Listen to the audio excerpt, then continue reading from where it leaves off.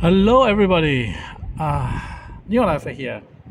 No, I'm not changing to some advertisement-based channel to make money because NIO is not making any money for me. No. This is just a first day screen test with the new phone. What you are seeing right now is the very first video I'm shooting with the brand new phone I just got today. Here in Thailand, I pre-ordered the phone called Honor 400. And so far I'm pretty happy with the result. It basically is a superior version of the iPhone 16 at a fraction of the cost. So if you're in the market for a new phone, I highly recommend this phone. So far it works great, and I think you can see me, hear me just fine, including the kids screaming in the background.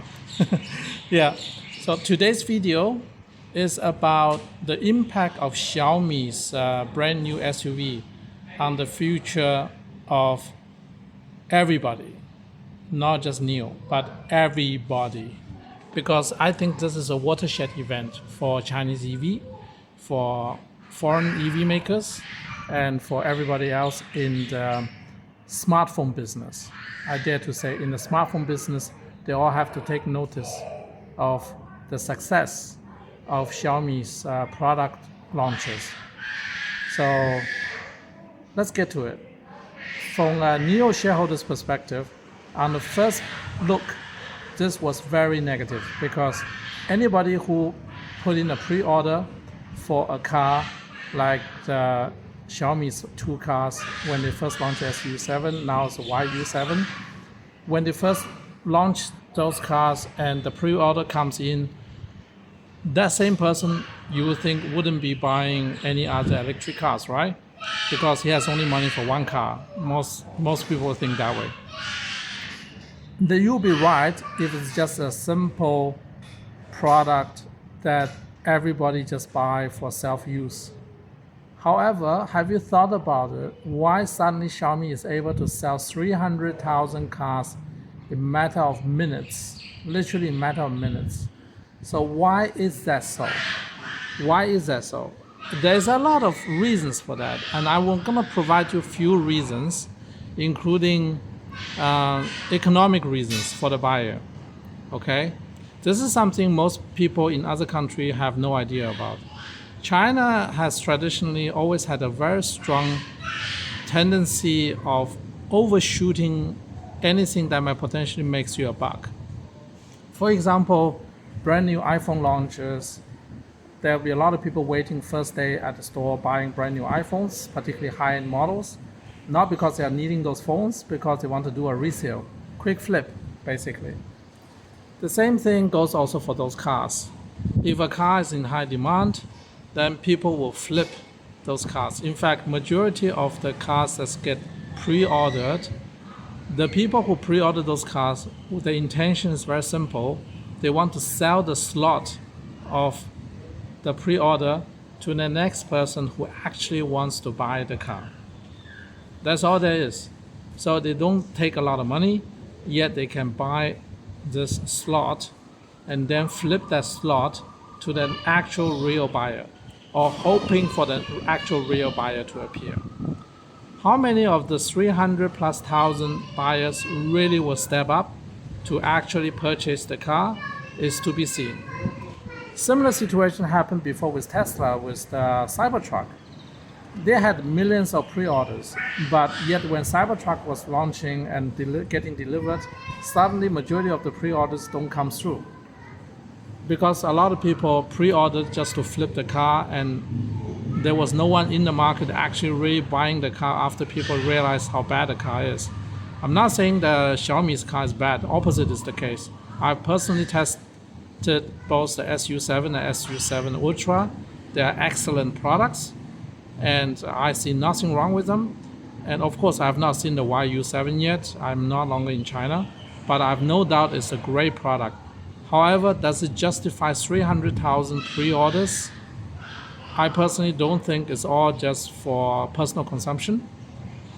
But what I really want to talk about in this video is the impact of this 300,000 pre-order on everybody else in the industry, particularly including Apple. I know you'll say Apple does not make any EVs. What are you talking about? Trust me, Apple is in the market to launch an EV. The only question is when can they do it, how they can do it, and why they haven't done it yet, I don't understand. But you can take my word for it that Apple has been working on its own car for years and years and years. And the only reason Apple hasn't launched the product yet is probably because they haven't figured out how to monetize the entire ecosystem in the car business. Because everybody's trying to do the same thing and very few people have been able to monetize it. I would say Xiaomi is probably one of the best in monetizing ecosystem when it comes to the cars, because the SU7 itself is highly integrated into the Xiaomi ecosystem through the accessory platforms. So if you have Xiaomi accessories at home, they somehow needlessly integrate into your car in the way that you will be surprised how well they work, like wireless buttons, wireless control panels, charging locations, sometimes even sunglass holders and those things. But that's not the big ecosystem. The real big ecosystem in the car business that nobody has figured out yet is if you can sell a car to a person, can you sell all other things this person needs in his life through his car? Anybody who cracks this code is gonna make a killing. And I believe Apple is working on that. The question is, can Apple succeed working on that by itself, or will Apple has to buy external supplies for different components of the ecosystem, and including buying solutions ready-made from NIO, let's say this. So what is ultimately the goal when you look at Xiaomi's success? As an investor, what is the goal for us? For us, we need to predict and hopefully successfully predict what is the next step in the market, who will react to the Xiaomi success, how they will react to it. How do you position your own chessboard in a way that you are ahead of the crowd? Because right now, if you want to buy Xiaomi shares, sure, go ahead. You're just paying all-time high. That's all there is. If you think Xiaomi will become the next Apple, Apple has nothing to offer, Apple will be the next Nokia, then yeah, you should definitely buy Xiaomi shares because the sky is the limit, right? Just like for Apple back then, Nokia was dropping like crazy, Apple was ascending. If you think Xiaomi is the next Apple, then be my guest, put all your money into Xiaomi or go short on everybody else, including Apple. It would be just logical to put on a short position on Apple, long position on Xiaomi. However, I personally think the market is big enough and early enough for Apple to take a huge slice. And the most logical thing Apple can do is go out and shop for the right suppliers. And you think the supplier means manufacturing? No. I'm talking about patents. Who have the most patents? Who has the most tech that Apple can utilize to integrate into its future product offerings? And at this moment, I dare to say the patents portfolio of NIO is currently overlooked by all the investors. That's where all the billions of dollars has gone in and not a single visible equity has been shown to the public yet. And I think those are the hidden assets on the company's book that one day will be discovered by the investors and definitely by the external customers like Apple, that someone at NIO can provide them a shortcut to the actual product solution they want to offer to their own clients. Imagine the sales success of an Apple branded car. I actually have an idea. If you look carefully at the Firefly, the three headlights, doesn't that three headlights remind you of the camera lens of the iPhone 16 Pro Max? Think about it. I would even say that a lot of design elements in the Firefly is directly inspired by the industrial design of the iPhone 16 Pro Max. Is that a coincidence? I don't know. But I'm pretty sure that for the design team to let this important design element to coming through, it would have gone through many, many iterations. And I truly believe that the similarity between the headlights of the Firefly is almost like a tip of a hat to the Apple people to say, look, we can create an EV for you guys based on your industrial design. Just need to talk to us, give us 12 months, 24 months. We'll help you to launch your own individual branded EV platform to tap into your own unique ecosystem. So this is of course my imagination, but I would not be slightly surprised if this is part of the thinking process behind launching Firefly. And the same thing goes for the ET9.